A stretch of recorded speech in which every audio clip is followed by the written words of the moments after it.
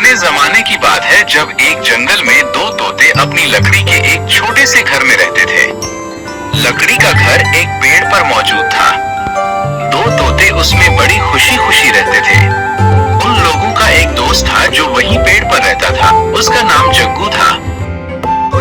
वो दो तोते सुबह होते ही अपने घर से बाहर निकलते। उसके बाद वो जंगल में जाकर अपने लिए खुराक तलाश करते और वहीं पर अपना दाना चुगते थे।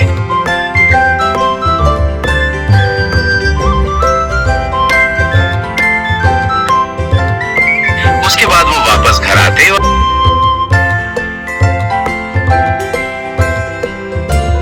घर के अंदर जाकर सो जाते थे।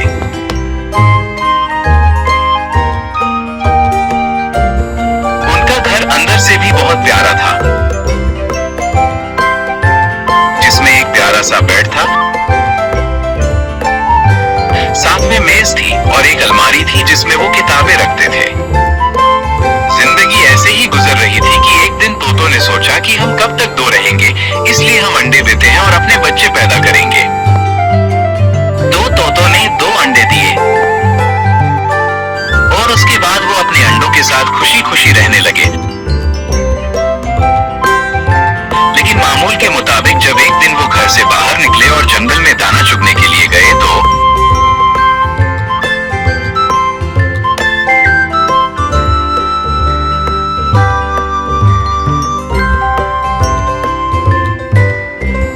पीछे एक खतरनाक बिल्ली जो कि काले रंग की थी, उसको बहुत ज्यादा भूख लगी थी और उसने देखा कि यहाँ पर तो एक तोते का घर है और उसमें उनके अंडों की बदबू आ रही थी। तो वो बिल्ली तुरंत पेड़ पर चढ़ गई। जग्गू उस बिल्ली को जाता देख रहा था, लेकिन वो सोचने लगा कि शायद तोतों के लिए वो यहाँ पर आई है और तोतों को ना पाकर वो वापस चली जाएगी। लेकिन जब बिल्ली घर के अंदर गई तो वो अंडों तक पहुंची, बेड पर चढ़ी और अंडों को निगल गई। फिर उसको एहसास हुआ कि उसने एक गलत काम किया है, तो वो वहां से भाग गई।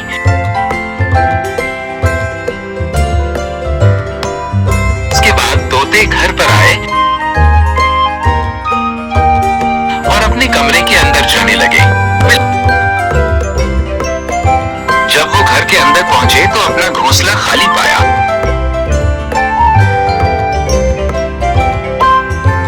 वो हड़बड़ाहट में घबरा गए और रोने लगे।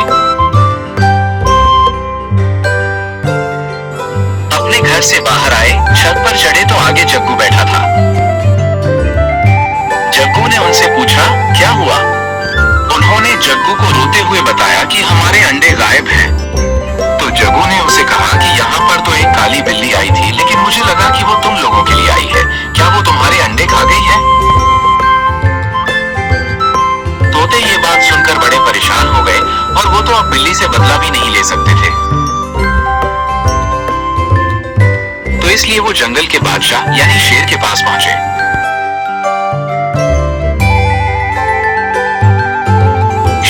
पास पहुंचने के बाद उन्होंने शेर को अपनी दुख भरी दास्तान सुनाई कि किस तरह से उनके अंडे बिल्ली खा गई है। तोतों की दास्तान सुनने के बाद शेर ने अपने वजीर लोमड़ी से कहा कि जाओ और सब जानवरों को इकट्ठा करो और साथ में काली बिल्ली को जरूर लाना। वजीर ने बिल्कुल ऐसा ही किया। सब जानवर इकट्ठा थे और तोतों की बात सुन रहे थे कि तोते अपनी दुख भरी दास्तान फिर से सुनाने लगे कि किस तरह से काली बिल्ली ने उनके अंडे खा लिए हैं। बिल्ली देखकर रोने लगी और माफी मांगने लगी।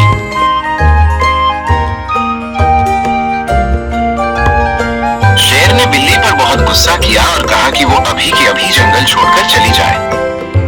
उसके बाद बिल्ली जाने ही लगी थी और रो रही थी, साथ में तोतों से माफी मांग रही थी और कह रही थी कि मुझे बहुत ज्यादा भूख लगी थी, अगर मैं वो अंडे ना खाती तो मैं मर जाती और आइंदा मैं कभी ऐसी गलती नहीं करूंगी। खुदारा मुझे जंगल से ना निकाला जाए। बिल्ली की ये बात सुनकर तोतों को उस पर तरस आ गया और वो कहने लगे कि तुमसे जो गलती हुई है वो तो हो चुकी है, लेकिन आइंदा ख्याल रखना, और वो उसको माफ कर देते हैं। बिल्ली तोतों का शुक्रिया अदा करती है और उन्हें भरोसा दिलाती है कि वो दोबारा कभी ऐसा नहीं करेगी। इस तरह इस कहानी का एक सुखद अंत होता है और जंगल में सब अमन और अमान से रहने लगते हैं। एक खूबसूरत और पुरसुकून गांव के कोने में अली अपनी एक छोटी सी झोपड़ी में रहता था। अली का दिल बहुत साफ और रहमदिल था और इसकी कल कायनात उसकी एक पालतू गाय थी। हर सुबह जब आसमान पर सफेदा सहर नमूदार होता तो अली की आंख खुल जाती। वो सबसे पहले अपनी गाय के पास जाता, उसे प्यार से पिचकारता और उसके सामने ताजा चारा डालता। जब गाय आराम से चारा खा लेती तो अली बड़ी मोहब्बत से उसका दूध निकालता। ये दूध और गाय की देखभाल ही इसकी सुबह का सबसे पसंदीदा हिस्सा था। उसके बाद अली अपनी कुल्हाड़ी उठाता और घने जंगल की तरफ निकल पड़ता।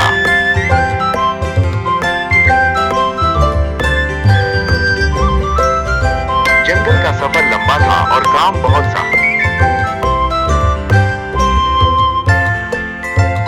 वो दिन भर कड़ी धूप में मेहनत करता, सूखी लकड़ियां चुनता और उन्हें कुल्हाड़ी से काटता।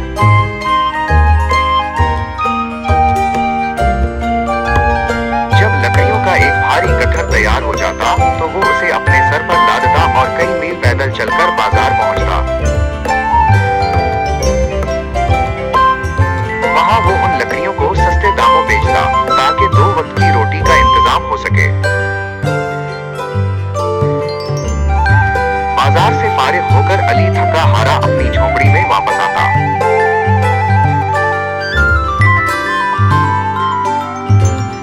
दिन भर की सख्त मशक्कत के बाद वो इतना थक चुका होता था कि घर आते ही वो सीधा बिस्तर पर लेट जाता और गहरी नींद सो जाता।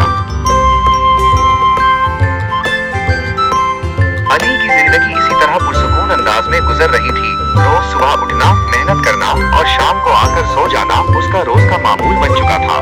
फिर एक दिन जब अली हस्बे मामूल लकड़ियां बेचकर घर लौटा तो गांव में हर तरफ हलचल मची हुई थी। हर कोई खौफजदा था और इसी दौरान अली के कानों में एक सनसनीखेज बात पड़ी कि जंगल में एक बहुत बड़ा और खूंखार शेर आ गया है।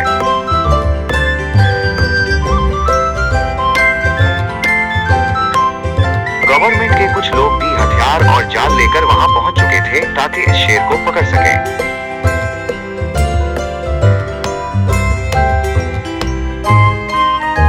वो सब जंगल की तरफ बढ़े और बड़ी जद्दोजहद के बाद उनको एक मजबूत लोहे के पिंजरे में बंद कर दिया।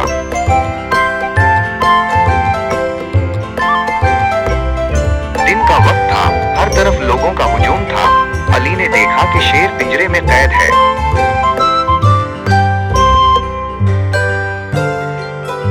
और इसकी आंखें खुली हैं। वो बिल्कुल जाग रहा था और अपनी आजादी छिन जाने पर उसकी आंखों में एक अजीब सी बेबसी और लाचारी थी। अली को इस मासूम और बेज़बान जानवर की हालत देखकर बहुत तरस आया। उसका रहम दिल तड़प उठा। वो बगैर डरे हिम्मत करके पिंजरे के बिल्कुल करीब चला गया और उसने पिंजरे का दरवाजा खोलकर शेर को आजाद कर दिया।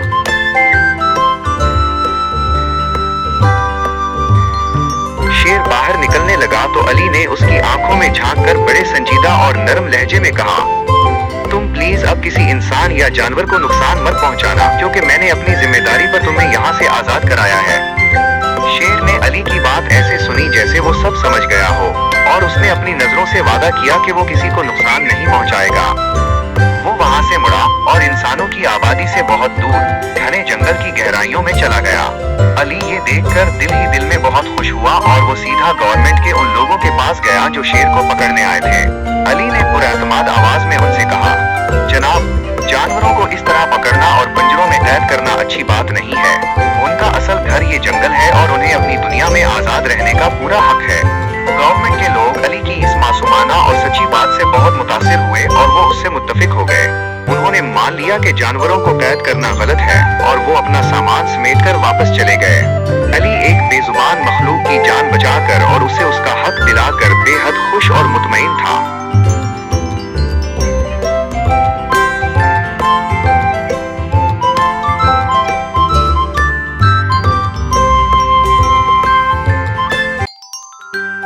सुबह का वक्त था, परिंदों की चहचहाट गूंज रही थी और सूरज की पहली किरणें गांव में फैल रही थी।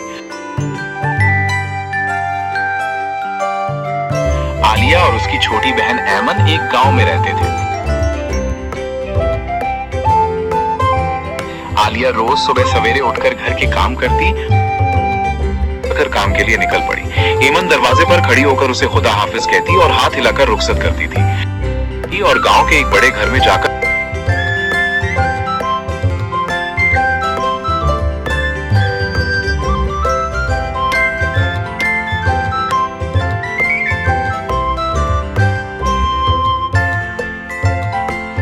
आकर झाड़ू लगाया, पोछा लगाया और फिर बर्तन धोने का काम किया। काम खत्म होने पर घर की मालकिन उसे उसकी मेहनत के पैसे देती।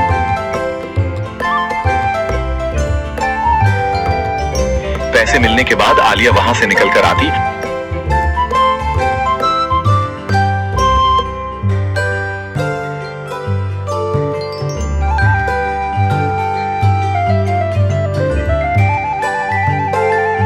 और रास्ते में ऐमन के लिए कुछ फल खरीदती।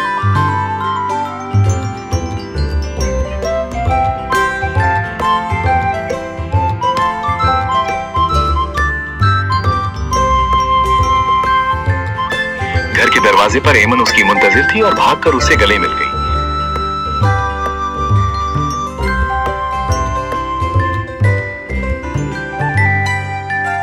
कुछ दिन बाद गांव में यह अफवाह फैल गई कि जंगल के किनारे वाला कुआं लोगों को अपनी तरफ खींच रहा है और बहुत से लोग गायब हो रहे हैं।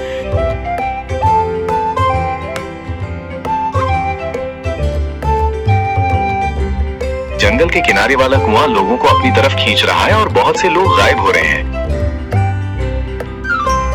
गांव का मुखिया बहुत परेशान था। तभी आलिया आगे बढ़ी और उसने कुएं के अंदर जाने की जिम्मेदारी ली।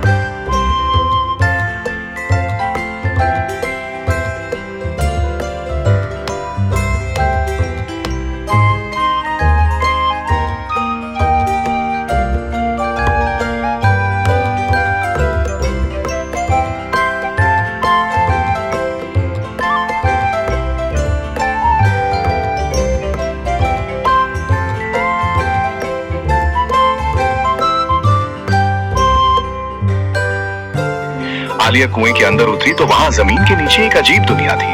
वो जंगल में कुछ देर चलती रही। कदम कदम पर अजीब पौधे और चमकती चीजें नजर आने लगी। अचानक उसे दूर से एक घर दिखाई दिया जिसमें से रोने की आवाजें आ रही थी। आलिया ने खिड़की से देखा तो अंदर एक बड़ा सा देव ज़ारो कतार रो रहा था।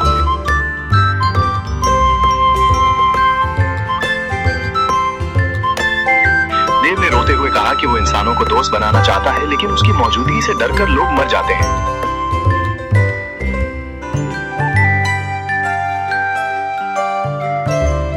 आलिया ने उसे समझाया कि इंसान और देव का साथ रहना नामुमकिन है और यही उनकी जिंदगी का उसूल है।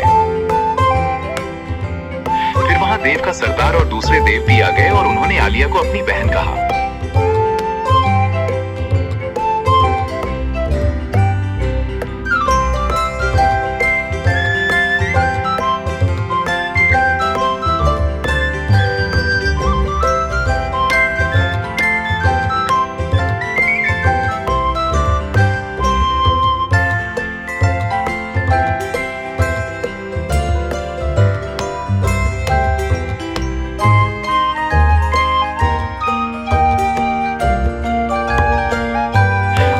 आलिया गांव वापस आई और लोगों को बताया कि अब कोई खतरा नहीं